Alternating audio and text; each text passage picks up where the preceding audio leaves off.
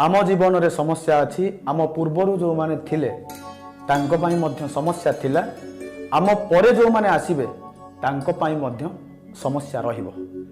समस्या थिला समस्या अच्छी समस्या मध्य रहिबो। समस्या पुराना किंतु समस्या पाखरे आमे नुआ।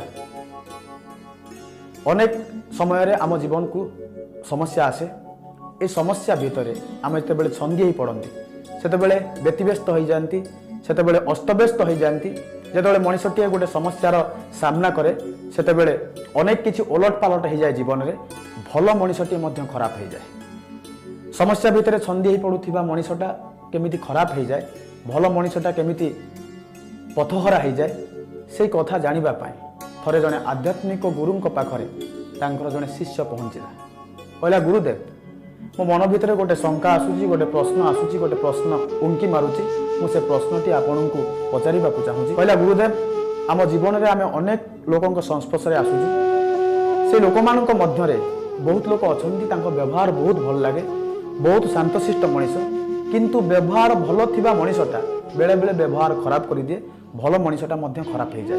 ये भल मनीषटा केमिति खराब हो जाए भल मनीषटा कहीं खराब हो जाए ये प्रश्नर उत्तर मते दियंतु गुरुदेव।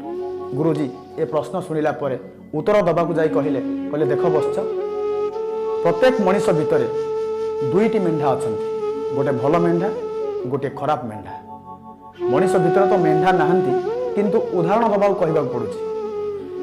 गुरुदेव कहले प्रत्येक मनीष भितर दुईटी मेंढा अछंती गोटे भल मेंढा गोटे खराब मेंढा।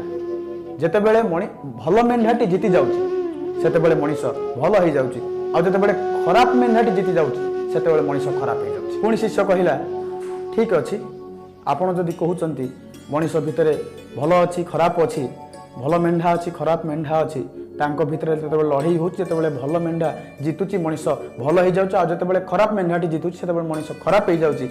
ए जो भल खराब लड़ाई भितर शेष रे कहार विजय होउची अर्थात ये जो भल खराब लड़ाई चलुची ये लड़ाई भितर शेष रे किए विजय प्राप्त करुची।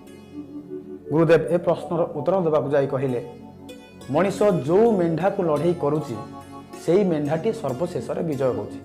जदि मनीष भल मेंढा को नहीं लड़ाई करुची भल हो जाउची जदि खराब मेंढा को नहीं लड़ाई करुची खराब हो जाउची। जेतबेले मनीष के मो द्वारा सब होउची मु सब करुची मते छाड़िले किछि नाही मु सब करुची एई मुकार भाव जेतबेले मनीष जागृत कराउची जेतबेले मनीष मो द्वारा सब होउची बोली एक कथा भाबुची सेतेबेले खराब मेंढा को लड़ाई करुची आ मनीष खराब हो जाउची।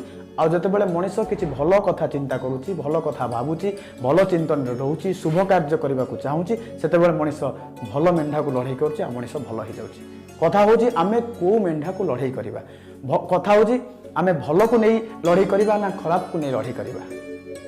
जदि आम भितर भल आ खराब अच्छी आसंतु से भल को नहीं आमे आगु को बढ़िबा भल को नहीं आम जीवनर कार्य को त्वरान्वित करिबा खराब ठारू दूर रे रहिबा भल आ खराब रो लड़ाई भितर आमे भल को नहीं आम जीवन को सरल सुंदर श्रृंखलित करिबा।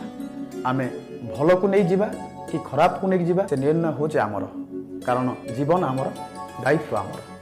जदि छोटिया कथाटी आपण मानकु भल लागिला लाइक करिवे शेयर करिवे अर्पण टीवी यूट्यूब चैनल को जदि प्रथम थर देखुचंती सब्सक्राइब करिवे पाखरे थिबा बेल आइकन को क्लिक करदेवे जहा फल रे आमे अपलोड करूथिबा नुआ नुआ वीडियो नोटिफिकेशन आपण माने पाई परिबे।